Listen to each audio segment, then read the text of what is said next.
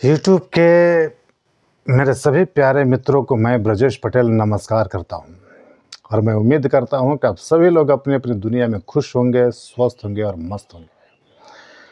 तो साथियों, आज मैं फिर आप लोगों के सामने एक बहुत ही बेहतरीन कहानी लेकर के उपस्थित हुआ हूं और ये कहानी एक 24 लड़के के जीवन पर आधारित है। एक 24 साल का लड़का है जो कि एक सेठ के यहाँ नौकरी कर रहा है और उसे महीने में तकरीबन 5 से 6 हज़ार रुपये मिल जाते हैं। लेकिन वो इस पैसे से खुश नहीं है। वो अपने जीवन से काफ़ी निराश है। वो हमेशा सोचता रहता है कि वो ऐसा क्या करे जिससे कि वो भी बड़ा आदमी बन जाए। एक बार की बात है कि वो 24 साल का लड़का अपने रूम पर ऐसे उदास होकर के बैठा हुआ था। तभी उसके पास उससे मिलने के लिए उसका एक मित्र आता है और उसे उदास देख करके उसका मित्र उससे पूछता है कि क्या बात है मित्र, तुम उदास क्यों हो। तब जाकर के वो लड़का अपने मित्र से सारी बातें बताता है। सारी बातों को सुनने के बाद उसका मित्र उससे कहता है कि तुम्हारे सारे प्रश्नों का उत्तर, जो भी तुम्हारे मन में उलझन है, वह सारे के सारे उलझन, उन सारे प्रश्नों का उत्तर तुम्हें सिर्फ एक ही आदमी से मिल सकता है, गौतम बुद्ध। तुम ऐसा करो, तुम गौतम बुद्ध से मिलने के लिए जाओ। वह लड़का अपने मित्र की बात मान करके गौतम बुद्ध से मिलने के लिए तैयार हो जाता है और ऐसा करने के लिए वो जहाँ काम कर रहा होता है अपने सेठ के पास, वो सेठ से कहता है कि मालिक, मुझे 5-6 दिन के लिए छुट्टी चाहिए। उसे सेठ की तरफ से छुट्टी मिल जाती है। फिर वो जाने के लिए रेडी होता है। जब वो गौतम बुद्ध से मिलने के लिए निकल रहा होता है तभी उसकी मालकिन वहाँ आती है और उसके मालकिन उससे पूछती है कि वैसे तुम जा कहाँ रहे हो। तब वो लड़का कहता है कि मालकिन, मैं गौतम बुद्ध से मिलने के लिए जा रहा हूँ। ऐसा सुन करके उसके मालकिन काफ़ी प्रसन्न होती है और उसे कहती है कि वो तो बहुत ही अच्छी जगह है। ऐसा करो, जब तुम्हारी मुलाकात गौतम बुद्ध से हो तो तुम मेरे एक सवाल का जवाब लेकर के आना। लड़का कहता है कि बताइए मालकिन, कैसा सवाल है। तब उसकी मालकिन उससे कहती है कि देखो बेटा, मेरी एक बेटी है जो कि 20 साल की हो गई है और मेरी बेटी आज तक एक शब्द भी नहीं बोल पाई है। तुम गौतम बुद्ध से पूछना कि आखिर मेरी बेटी बोलेगी कब। तो लड़का कहता है कि ठीक है, मैं आपके सवाल का जवाब गौतम बुद्ध से पूछ लूँगा। और ऐसा कह करके वो निकल जाता है। गौतम बुद्ध का आश्रम काफ़ी दूर था। वो चला जा रहा है। चलते चलते उसे रास्ते में एक पहाड़ दिखाई दिया। अब उसके सामने ये सवाल उत्पन्न हो गया कि अब उस पहाड़ को पार करे तो करे कैसे। वो सोच ही रहा था, तभी उसकी नज़र एक जादूगर पर पड़ी जिसके हाथ में एक छड़ी थी। वो जादूगर के पास जाता है और जादूगर से कहता है कि हे जादूगर महाराज, कृपया करके आप मुझे इस पहाड़ को पार करने का कोई उपाय बताइए। जादूगर कहता है कि ठीक है, मैं तुम्हें उपाय बता दूंगा, लेकिन वैसे तुम जा कहाँ रहे हो। तो लड़का कहता है कि जादूगर जी, मैं गौतम बुद्ध से मिलने के लिए जा रहा हूँ। तो जादूगर कहता है कि गौतम बुद्ध से मिलने के लिए जा रहे हो, तो ऐसा करो, यदि तुम्हारी मुलाकात गौतम बुद्ध से हो तो मेरे एक सवाल का जवाब लेकर के आना। लड़का कहता है कि हाँ पूछिए। तो फिर वह जादूगर कहता है कि गौतम बुद्ध से पूछना कि मैं हज़ारों साल से यहाँ तपस्या कर रहा हूँ स्वर्ग जाने के लिए, लेकिन आज तक मैं स्वर्ग नहीं जा पाया। तुमसे पूछना कि आखिर मैं स्वर्ग कब जाऊँगा। लड़का कहता है कि ठीक है, जब गौतम बुद्ध से मेरी मुलाकात होगी तो मैं उनसे ये सवाल पूछ लूँगा। इसके बाद जो है वह जादूगर अपनी जादू की छड़ी घुमाता है और उस लड़के को 1 सेकंड में ही पहाड़ के उस पार पहुंचा देता है।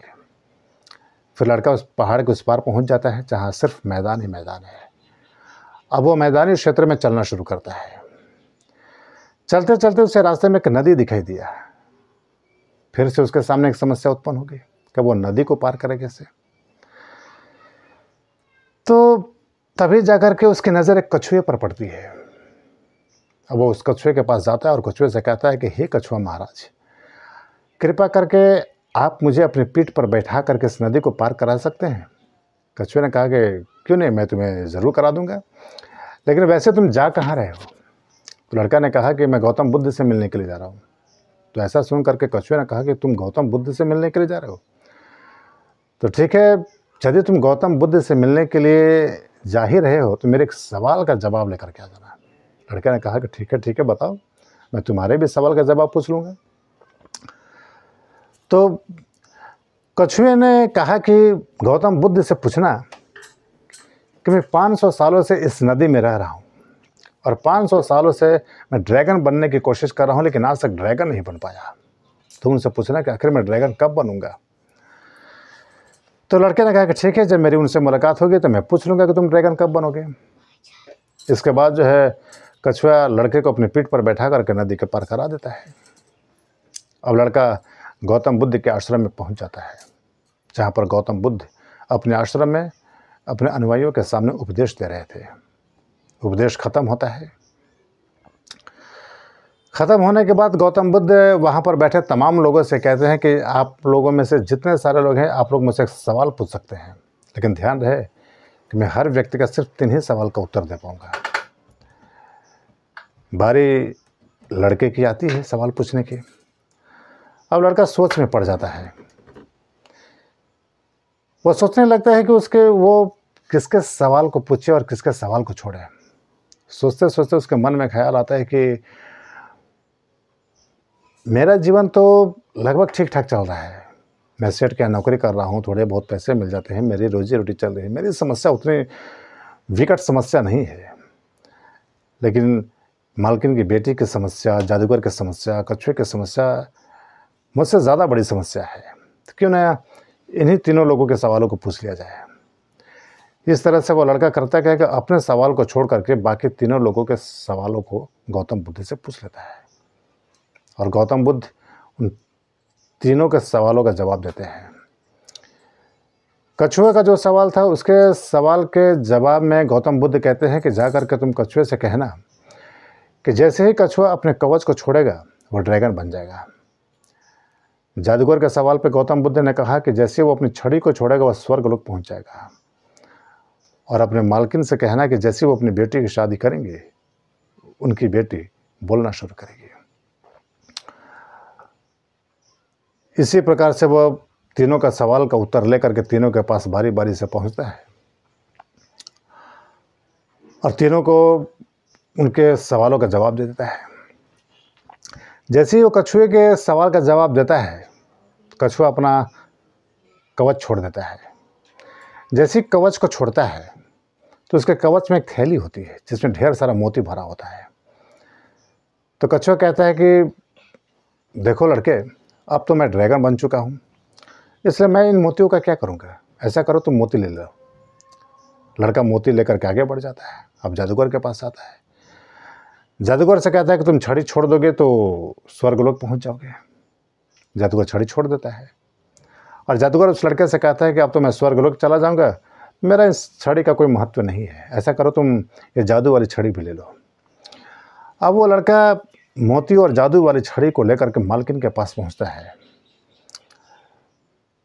और अपने मालकिन से कहता है कि मालकिन, गौतम बुद्ध ने मुझसे कहा है कि जैसे ही आपकी बेटी की शादी होगी वैसे ही आपकी बेटी बोलना शुरू कर देगी। तो ऐसा सुन करके उसके मालकिन ने कहा कि अगर ऐसी बात है तो क्यों ना हम अपनी बेटी की शादी आज ही कर देते हैं। तब लड़का कहता है कि आज ही कर देते हैं, लेकिन लड़का है कहाँ। तब जाकर के मालकिन कहती है कि तुमसे अच्छा लड़का मेरी बेटी के लिए और कौन हो सकता है। इस प्रकार से थोड़ी बहुत बातचीत होने के बाद मालकिन अपनी बेटी की शादी उस लड़के के साथ कर देती है और इस तरह से हम देखते हैं कि सारे लोगों का सपना पूरा हो जाता है। तो साथियों, इस कहानी से हमें यही सीख मिलती है कि कभी कभी हमें अपने जीवन में अपने निजी स्वार्थ से ऊपर उठ करके दूसरे के स्वार्थ के बारे में भी सोच लेना चाहिए, क्योंकि हो सकता है कि दूसरे की सफलता में ही हमारी सफलता टिकी हुई हो, यानी कि हमारी सफलता का आधार दूसरे की ही सफलता हो। इसलिए कभी कभी हम लोगों को अपना निजी स्वार्थ को नज़रअंदाज करके और दूसरे की भलाई के बारे में भी सोचना चाहिए।